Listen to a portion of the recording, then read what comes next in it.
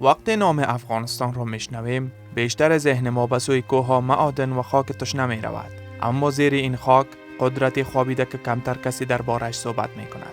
و امروز ما در آستانه یک تحول آبی هستیم، یا شاید هم یک جنگ خاموش. تصور کن کشوری را که در دل کوه‌هایش رودخانه ها جاری است، اما شهرهایش با پول آب را می خرند. تصور کن ملتی که بالای چاهایش خانه می سازد، اما اجازه ندارد برای خودش کانال بسازد. چرا؟ چون همسایه‌های قدرتمند نمی‌خواهند افغانستان مستقل شود. در سالهای اخیر دولت افغانستان مخصوصاً در زمان امارت اسلامی پروژه‌هایی را روی دست گرفته که کانال‌های بزرگ آبرسانی مانند قشت‌تپه، شاتوت، بخشاباد و کمالخان را شامل می‌شود. کانال قشت‌تپه در شمال قرار است صدها هزار هکتار زمین را زراعتی بسازد.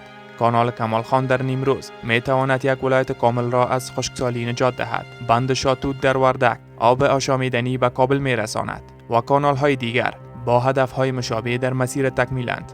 اما یک مانع بزرگ وجود دارد. کشورهای همسایه به ویژه ایران، تاجیکستان، پاکستان و ترکمنستان سالهاست از آب افغانستان بهره میبرند بدون پرداخت حقابه یا قرارداد رسمی. رودخانه های هلمند و آمو ده ها سال است که بے پرسجو وارد خاک این کشورها می شود. به محض که افغانستان تصمیم گرفت با ساخت بند و کانال آبهای خودش را مهار کند، فشارهای سیاسی، تبلیغاتی و حتی تهدیدهای غیر رسمی آغاز شد. در قضیه بند کمالخان ایران چندین بار به شکل علنی اعتراض کرد.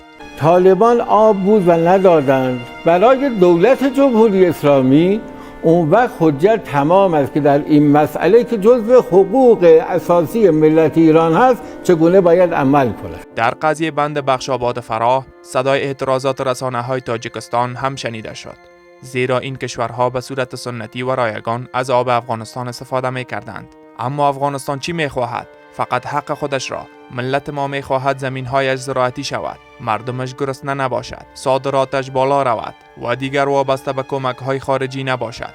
با تکمیل این کانال‌ها هزاران فرصت شغلی ایجاد می شود. ده‌ها ولسوالی قابل کشت و زراعت می شود. سطح آب زیرزمینی بالا می رود و مهمتر از همه مردم دیگر در تشنگی سر نمی برند. بندها و کانال‌های آب نه فقط پروژه‌های انکشافی هستند، بلکه نماد استقلال اقتصادی کشور محسوب می شوند. اما اگر ما امروز غفلت کنیم، فردا آب ما را خواهند برد.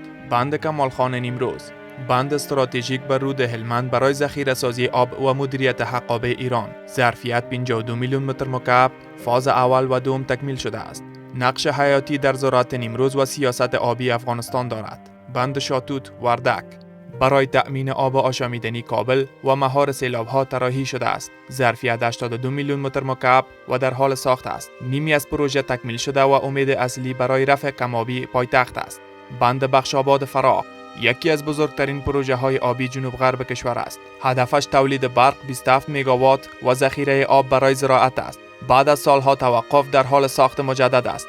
بند پاشدان هرات برای تأمین آب زراعتی و آشامیدنی ولایت هرات ساخته می شود.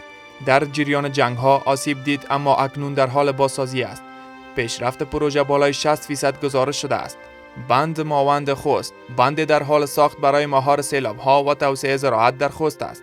دارای ظرفیت متوسط اما اهمیت زیادی برای اقتصاد محلی، اکنون در مرحله خاکبرداری و ساخت می باشد. کانال قشت‌تپه بلخ تا فاریاب بزرگترین کانال آبی افغانستان به طول 285 کیلومتر 550 هزار هکتار زمین خشک را به زراعتی تبدیل می کند. تاکنون بیشتر از 100 کیلومتر آن ساخته شده و ادامه دارد. کانال گلبهار، کاپیسا و پروان کانال سنتی که حالا بازسازی شده و برای زراعت انگور و سبزیجات استفاده می شود. آب این کانال بازار کابل را تغذیه می کند و اهمیت حیاتی برای روستاهای اطراف دارد. اما اگر ما امروز غفلت کنیم، فردا آب ما را خواهند برد. همانطور که برق ما را بردند، خاک ما را بردند و حتی فرهنگ ما را. و اگر امروز مردم افغانستان از این پروژه ها حمایت نکنند، آیندگان ما در خاک خشک دنبال امید خواهند گشت. بیایید برای افغانستان، برای آینده فرزندانمان و برای نجات از خشکسالی از ساخت کانال‌های آب دفاع کنیم. آب ما شرف ماست، کانال‌های ما راه نجات ماست. با درود که تا این مرحله با ما بودید. لطفاً سابسکرایب را فراموش نکنید.